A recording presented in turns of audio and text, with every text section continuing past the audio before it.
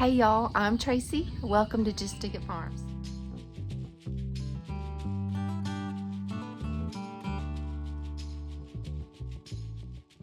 Monday is my big preserving day.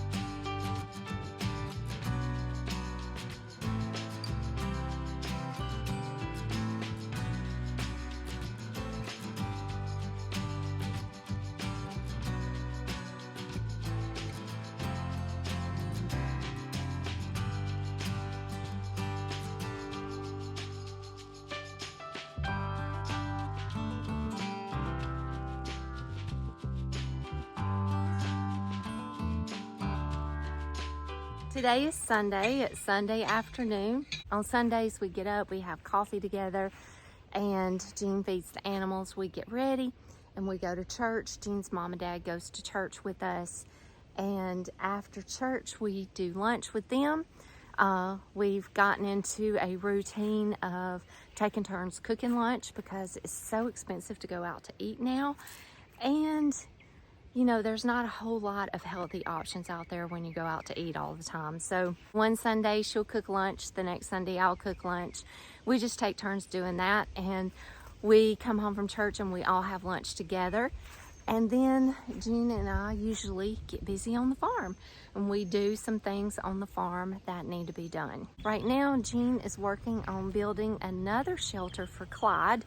Clyde is our big Great Pyrenees, big old polar bear. He is so massive and so sweet.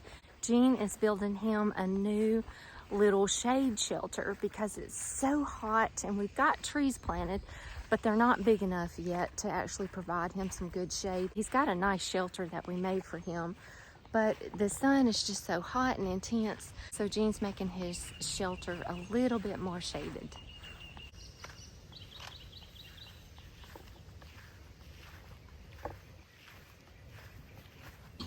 How's it coming? Hey Clyde, you getting you a shade house, buddy? Huh?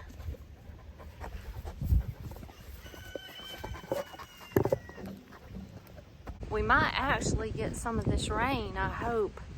It is mid-June, central Alabama, and we are in the upper 90s, like 98, 99, high humidity, super, super hot out here. I used to just come outside, work outside all day long, be okay, and I have Graves' disease, hyperthyroidism, and I can't do that anymore. My body just physically will not let me work like that anymore. So I have to get out here early morning, work till about 10, go inside and do all of my inside stuff, or editing, or business stuff, or house stuff, or preserving stuff. And then late evening, which is right now, about 5:30 to, it don't get dark here till 8 p.m. So about 5:30 or 6 until 8 p.m. Then I can come back out and try to get more work done then.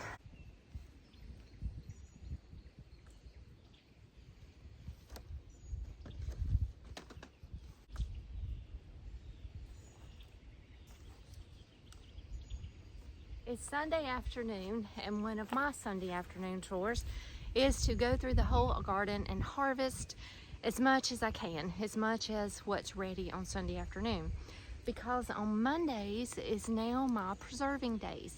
Now I still harvest about every other day. Some things I have to harvest every day. I have to check every day. But the things that can be just put in the refrigerator and that will still be good and hold off until Monday for me to preserve them and put them up, that's what I do with them. And there's some things that really won't hold off that long that I have to go ahead and address daily or as I harvest them. But Mondays have been designated right now during this season and during this time as my designated big preserving day. So Sunday afternoon, which is today, I go through and harvest everything I can harvest.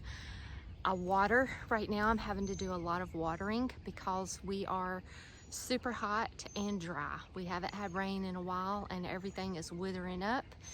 We have very, very sandy soil, so we have to keep it watered a lot. We're working on installing irrigation to all of the garden, and we've got a good bit of it installed, but we still have a long way to go, so I'm still having to do a lot of hand watering right now.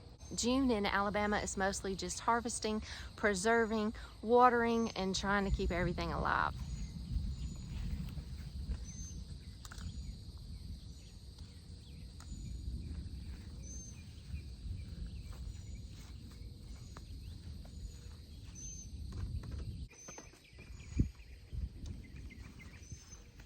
I'm really hoping that rain comes our way, or otherwise I'm going to be out here all night watering. Things like my blue butterfly pea flower needs to be harvested every day because I'm going to make sure I take full advantage of all of these wonderful little flowers.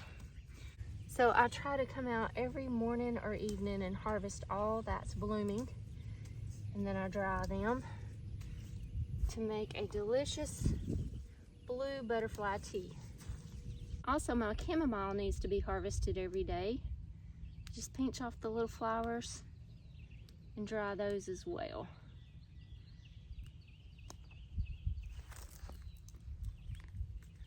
The more you harvest, the more they'll bloom.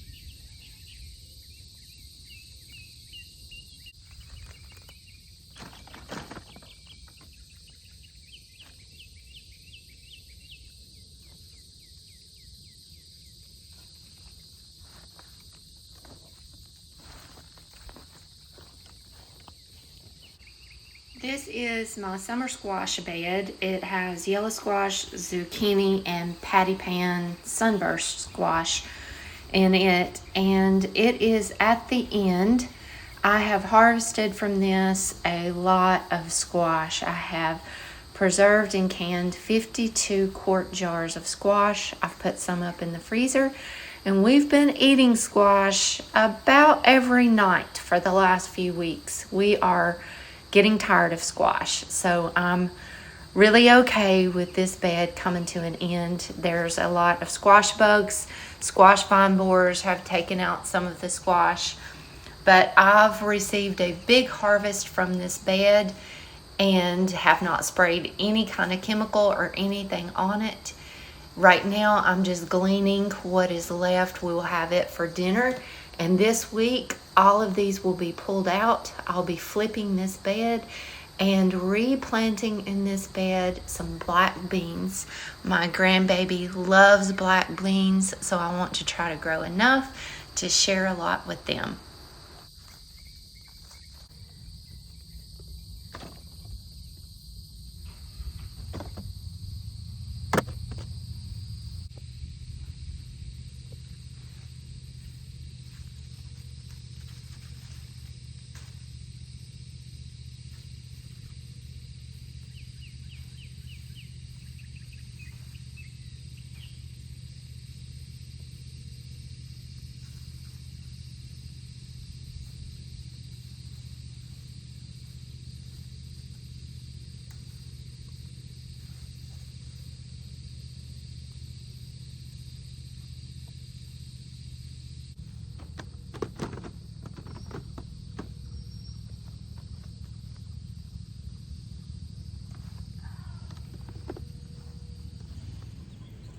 Well, it never did rain.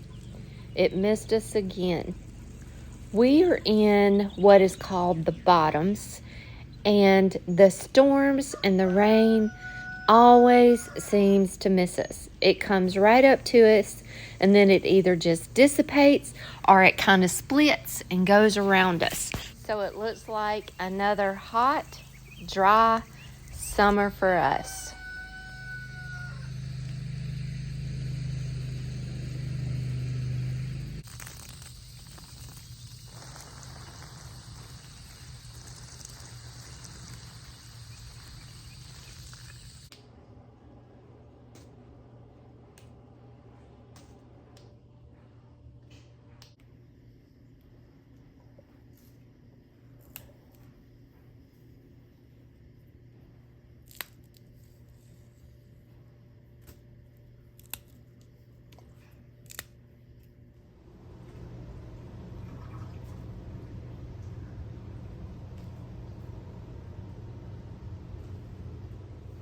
I pick my tomatoes right before they're ripe and ready.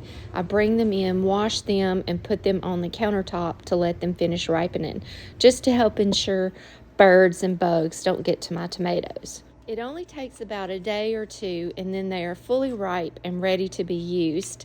And I am saving up my tomatoes for a big tomato canning day. Jean's mom, my mom's going to come down and help us, and we're all going to get together and can tomato sauce, tomatoes for chili, salsa, maybe some soup mix, and it's just going to be a big canning day for tomatoes. So until then, what I'm doing is I am just coring my tomatoes. So I cut the core out of my tomato, and then I cut off any of the bad spots, and then I score the bottom, which is just cutting an X in the bottom. Then I'm putting them in gallon-sized freezer bags, Ziploc freezer bags, putting them in my freezer, and then when we're ready to have our big canning day, then I'm going to pull those out, let them all defrost, and then the skins will just peel right off of the tomato, and we'll be ready to do all of our canning. This is also a wonderful way to do it if you're like me and you're just picking a handful of tomatoes every day or a small basket full of tomatoes every day, and you really don't have enough at one time to preserve them or put something up. So this is a wonderful way to deal with that, because then you can just do this process and put them in the freezer, and then when you get enough to make a batch of salsa or spaghetti sauce or tomatoes, then you can just pull them out and do it then.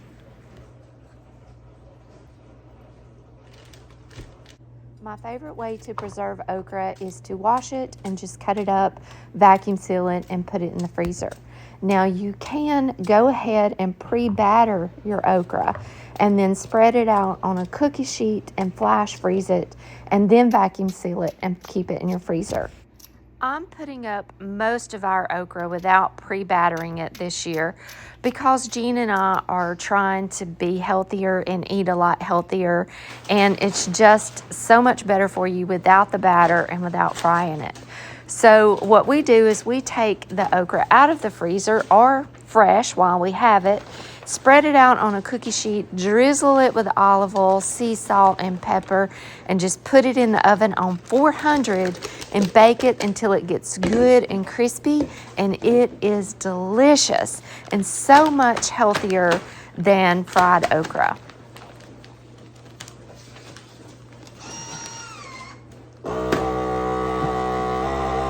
This is the last of our fresh summer squash to eat for the year. So I went ahead and cut it all up, and I'm cooking all of it in my big old skillet here. We'll have it for dinner tonight, and we'll eat on it all week.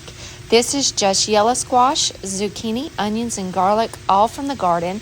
I like to saute it in olive oil, a little bit of butter, salt, and pepper, and it is delicious this way. It's our favorite way to eat it. I love picking carrots. I do too. It's one of my favorites. I love eating them. About 3 weeks ago, Jean's mom and Pop and I harvested all of the carrots, and this was the best carrot harvest I've ever had. They were big and beautiful and perfect and sweet. They weren't too bitter. When it starts getting hot, the carrots get bitter. So we can grow them here in Alabama in early spring and in fall and winter is when they do best. So I harvested these just at the right time before they got bitter. They were super sweet, they were beautiful, and they were the best carrot harvest we've ever had. Jean's mom also helped me prepare all of the carrots by cutting off the carrot tops with the foliage, and then I just put them in gallon-sized Ziploc bags. I've read that they will store really well like this in the refrigerator for a long time. Today I'm pulling them out of my refrigerator. I'm going to be cooking some for supper, and I'm going to be canning a good many of them because I've got green beans that I just harvested from the garden, but I don't have enough for a full canner load. So carrots and green beans are close in the canning time.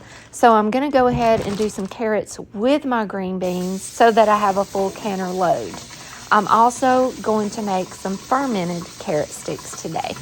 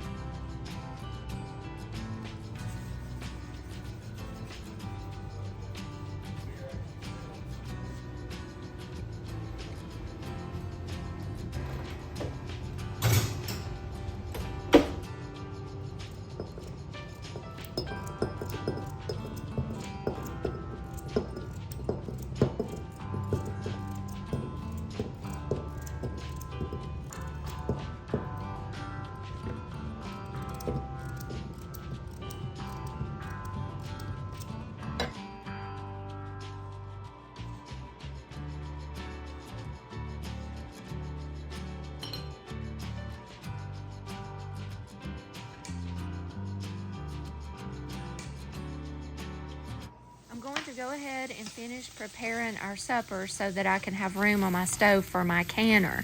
We're also doing intermittent fasting, so we're trying to eat our last meal of the day before 3:30 or 4 p.m. so that we can get a good fast in before our breakfast the next morning. This is some steaks that we had grilled Sunday for Father's Day, and we grilled extra so that we'd have some left over. I try to do this for Mondays because Monday is a big kitchen canning, preserving, and cleaning day, and the less I have to cook, the better. This is sauteed peppers and onions in olive oil, and I just cut those steaks into strips and added them to the peppers and onions.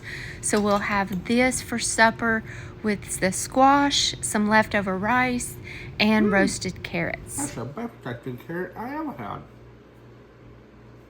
Now that we have supper out of the way, I have room on my stove for my Denali pressure canner, and I am canning the carrots and green beans. I raw packed them into my jars, and now I'm just pouring boiling water over them.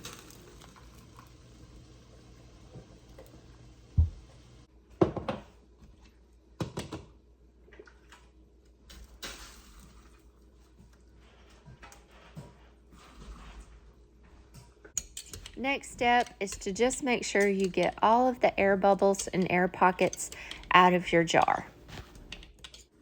Wipe off the rims of the jars really good just to make sure there's no food debris on it so that you can get a good seal.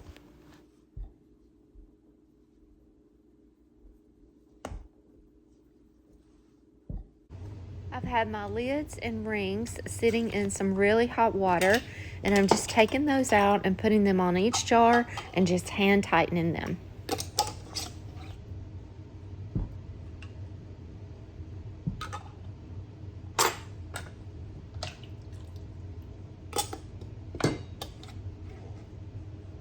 Now it's time to put these beautiful jars of carrots and green beans into my Denali pressure canner. Jean and I met the owners of Denali at the Gulf Coast Homesteaders Conference a few years ago. And I immediately decided that this is the pressure canner that I wanted to purchase on my new journey of learning how to can and preserve food. One of the big features that sold me on the Denali pressure canner was it is induction compatible, which means that you can use it on a cooktop stove. Denali is a family-owned and operated company here in the United States, and they also have dehydrators and canning lids for sale as well. If you're interested in purchasing a Denali canner, please use our affiliate link in the description below. And if you use our special code, TRACY.BRITNELL, you'll receive 10% off. Thank you, Denali, for sponsoring this video. My book says beans is 10 pounds of pressure at 25 minutes. And carrots is 10 pounds of pressure at 30 minutes. The carrots require 5 minutes longer than the beans, but they're the closest in time frame.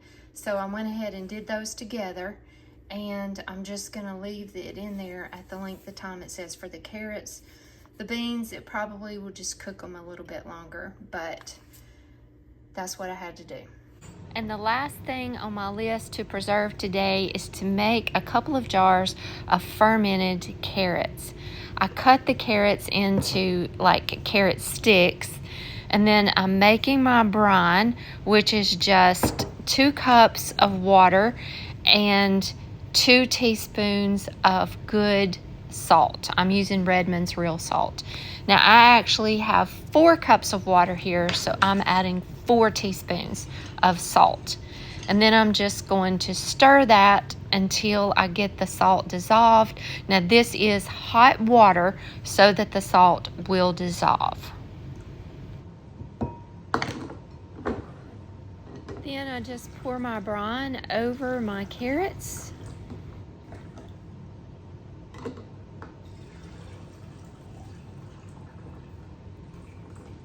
And then I just add a pickle pebble on top of it, on top of my carrots, to make sure that they are completely submerged under the brine.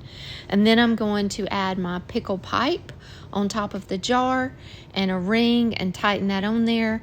And then I'll just put this in a cool, dark pantry or cabinet for 2 to 4 weeks. And then my carrots should be good and fermented and ready to eat. Once they're finished fermenting, I will put them in the refrigerator, and that's where they'll store. Just took the green beans and carrots out of the canner just in time. We are getting ready to go live. Monday nights at 7:30 p.m. Central Time is our live. And we are enjoying so much being able to chat with all of y'all. We are having a really good time. Tonight for our live, I'm making us some butterfly pea tea.